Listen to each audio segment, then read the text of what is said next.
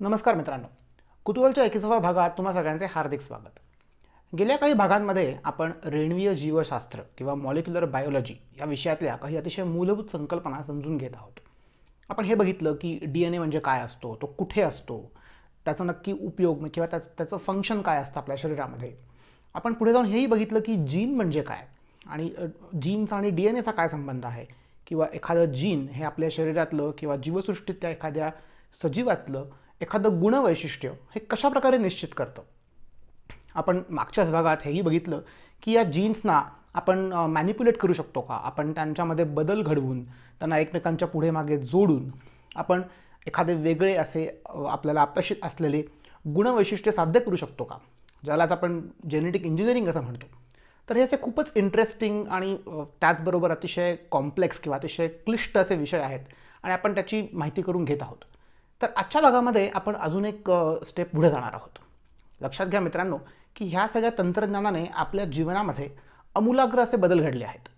वैद्यकीय क्षेत्र असो किंवा कृषी क्षेत्र असो किंवा अन्नतंत्रज्ञान असो, अशी अनेक क्षेत्र आहेत की ज्यामध्ये जेनेटिक इंजिनिअरिंगच्या तंत्रज्ञानाने अतिशय क्रांतिकारक असे बदल घडवले आहेत.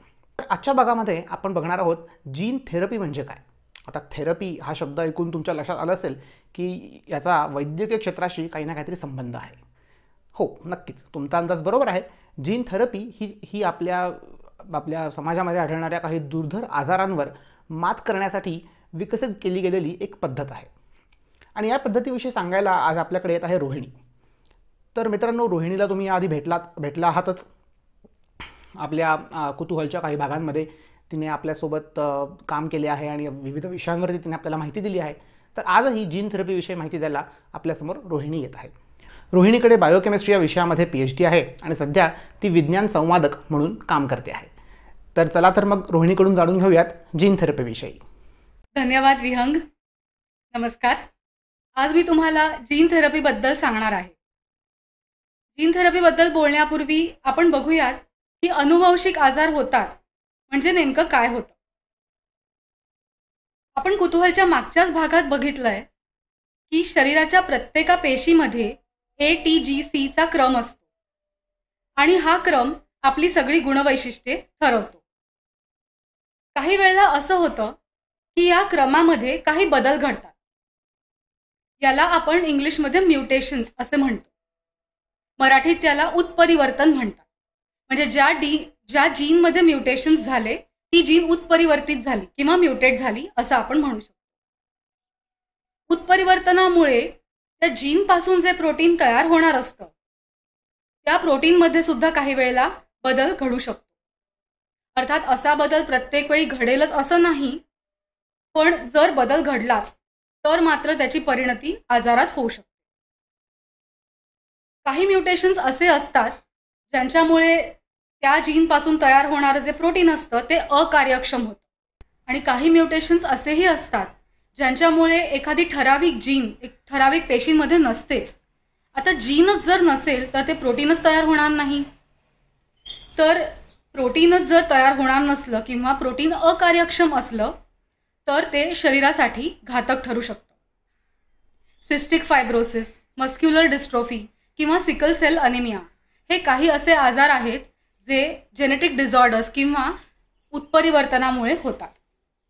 यापैकी डुशेन मस्क्युलर डिस्ट्रोफी किंवा DMD या आजाराचा आपण उदाहरण घेऊन बघूयात की एखाद्या म्युटेशनमुळे आजार कसा होतो.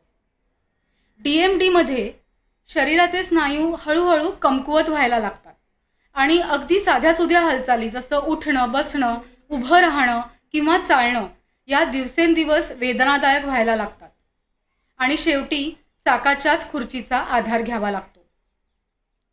आपल्या शरीरामध्ये डिस्ट्रोफिन नावाची एक जीन असते. ही जीन डिस्ट्रोफिन नावाचं प्रोटीन निर्माण करते आणि आपल्या शरीराच्या स्नायूंच्या रचनेसाठी डिस्ट्रोफिन हे प्रोटीन अत्यंत आवश्यक असतं. डुशेन मस्क्युलर डिस्ट्रोफीमध्ये जे म्युटेशन होतं, ज्या म्युटेशनमुळे DMD होतं त्यात ही जीनच नसते. म्हणजे डिस्ट्रोफिनची जीनच त्या आपल्या पेशींमध्ये नसते. आता जीनच नसेल तर प्रोटीन पण निर्माण होणार नाही आणि म्हणूनच स्नायू हळूहळू कमकुवत होत जातात. साधारण 3000 ते 6000 मुलांमध्ये एखाद्या मुलामध्ये हा आजार आढळतो आणि त्यातही हा पुरुषांमध्येच आढळतो. मग आता हा आजार बरा करता येऊ शकतो का? अगदी गेल्या काही वर्षांपर्यंत या आजारावर कोणताच उपाय नव्हता. स्टिरॉइड्स किंवा फिजिओथेरपी देऊन DMDच्या लक्षणांमध्ये थोड्याफार प्रमाणात सुधारणा करता येऊ शकत होती. 1960च्या दशकानंतर जेनेटिक इंजिनिअरिंग या क्षेत्रामध्ये खूप मोठ्या प्रमाणात विकास झाला आणि कुतूहलच्या मागच्या भागात आपण बघितलं होतं की या विकासामुळे एखादी जीन एखाद्या ठिकाणहून ती नवीन ठिकाणी चिकटवणं सोपं झालं आणि आपल्याला अपेक्षित अशी गुणवैशिष्ट्ये संधी करणं हेही शक्य झालं. त्याही पुढे जाऊन एखाद्या व्यक्तीच्या शरीरात जर एखादी जीनच नसेल किंवा ती उत्परिवर्तित झाली असेल तर त्या जीनची फंक्शनल कॉपी बाहेरून सोडणं हेही शक्य झालं. अशा प्रकारे एखाद्या नसलेल्या किंवा उत्परिवर्तित झालेल्या जीनची उणीव भरून काढण्यासाठी जी बाहेरून जीन ज्या पद्धतीने दिली जाते त्याला जीन थेरपी असं म्हणतात. तर आता बघूयात की DMD हा आजार जीन थेरपीने कसा काय बरा होतो ते.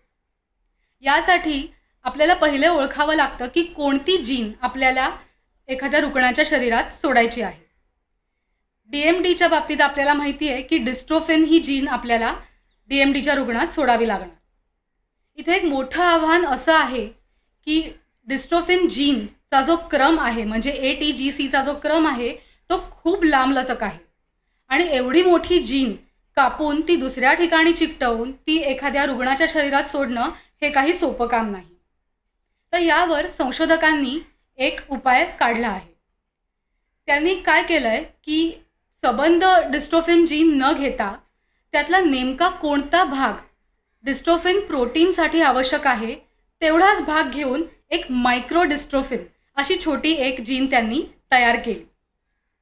आता एखादी जीन जर एखाद्या व्यक्तीच्या शरीरात सोडायची असेल तर ती थेट सोडता येत नाही. कारण आपल्या शरीरातल्या ज्या पेशी असतात त्यांच्यामध्ये अशी एक यंत्रणा असते जी बाहेरून येणाऱ्या एखाद्या जीनला, ज्याला फॉरेन DNA असं म्हणतात, ती नष्ट करतात. त्या पेशी त्या फॉरेन DNAला नष्ट करतात आणि अशी यंत्रणा पेशींच्या योग्य कामासाठी आवश्यक असते. तर मग आता अशा यंत्रणेला फसवून आपल्याला जीन शरीरात कशी सोडता येईल? तर त्यासाठी आपल्याला एका वाहकाची गरज असते. या वाहकाला वेक्टर असं म्हणतात. तर ह्या वेक्टरमध्ये आपण जीन म्हणजे मायक्रोडिस्ट्रोफिनची जीन चिकटवू शकतो आणि आपल्या पेशींची जी नष्ट करण्याची यंत्रणा आहे तिला फसवून आपण मायक्रोडिस्ट्रोफिनची जीन रुग्णाच्या शरीरात सोडू शकतो. हा जो वेक्टर असतो हा खूप खास असतो कारण याच्यामध्ये अशी यंत्रणा असते ज्याच्यामुळे जी जीन आपण बाहेरून सोडतोय शरीरात ती स्वतंत्रपणे रेप्लिकेट पण होऊ शकते म्हणजे वाढू पण शकते आणि त्या जीनपासून प्रोटीन सुद्धा तयार होऊ शकतं. DMDच्या जीन थेरपीसाठी ॲडिनोव्हायरस नावाचा वेक्टर वापरला जातो. ॲडिनोव्हायरस हा एक विषाणू आहे पण ह्याच्यात असे काही बदल केले जातात की हा आपल्या शरीरात कोणताही आजार निर्माण करू शकत नाही. आता मायक्रोडिस्ट्रोफिनची जीन घेऊन ती योग्य पद्धतीने ॲडिनोव्हायरसमध्ये चिकटवली जाते. झालं आपलं जीन थेरपीचं औषध तयार. आता हे औषध शरीरामध्ये सोडायचं कसं? प्रथम DMD असलेल्या रुग्णाच्या शरीरातून स्नायूच्या पेशी बाहेर काढल्या जातात आणि या पेशींमध्ये मायक्रोडिस्ट्रोफिनची जीन असलेला ॲडिनोव्हायरस सोडला जातो आणि या पेशी प्रयोगशाळेत वाढवल्या जातात.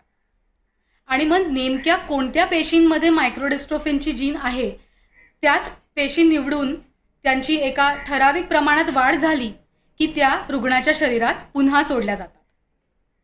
एकदा का शरीरात मायक्रोडिस्ट्रोफिनची जीन आली की मायक्रोडिस्ट्रोफिनचं प्रोटीन सुद्धा निर्माण होणार आणि हे प्रोटीन बऱ्यापैकी नसलेल्या डिस्ट्रोफिन प्रोटीनची उणीव भरून काढू शकतं.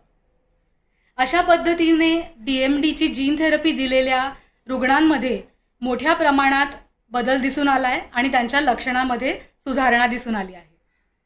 ज्या मुलांना DMD झालं होतं आणि त्यांना जीन थेरपी देण्यात आली ती मुलं सुद्धा इतर सामान्य मुलांसारखी पुन्हा आयुष्य जगू शकली असं देखील दिसून आलं आहे. जीन थेरपीची एकमेव पद्धत नाही काही विशिष्ट प्रयोग करून मायक्रोडिस्ट्रोफिनची जीन असलेल्या पेशी थेट रक्तात सुद्धा सोडता येऊ शकतात. आता तुमच्या मनात प्रश्न असेल की जीन थेरपीचे काही दुष्परिणाम तर नाहीत ना? तर हो, जीन थेरपीचे दुष्परिणाम पण आहेत, पण त्यावर उपचार उपलब्ध आहेत. असे बरेच आजार अजून आहेत ज्यावर जीन थेरपीचा उपचार कसा काय करता येऊ शकतो यावर संशोधन सुरू आहे. पण सध्या तरी असं दिसून येत आहे की काही जेनेटिक डिसऑर्डर्ससाठी जीन थेरपी हा नक्कीच एक आशादायी उपचार आहे. तुम्हाला आमचा व्हिडिओ कसा वाटला हे तुमच्या कमेंट्समधून आम्हाला नक्की कळवा. धन्यवाद. धन्यवाद रोहिणी. खूपच छान माहिती होती आणि खूप मजा आली आम्हा सगळ्यांना जीन थेरपीविषयी तुझ्याकडून ऐकण्यामध्ये. तर मित्रांनो, तुम्हाला हा भाग कसा वाटला, या संदर्भात तुमचे काही प्रश्न आहेत का, या सगळ्या गोष्टी आम्हाला कमेंट्समधून नक्की सांगा. विज्ञानातील संकल्पनांची मराठीतून सोप्या भाषेतून माहिती करून घेण्यासाठी कुतूहल चॅनलला सबस्क्राईब करा. आणि हो, हा व्हिडिओ तुमच्या आईबाबांना, तुमच्या नातेवाईकांना, तुमच्या मित्रमैत्रिणींना अशा सगळ्यांना पाठवायला विसरू नका. धन्यवाद.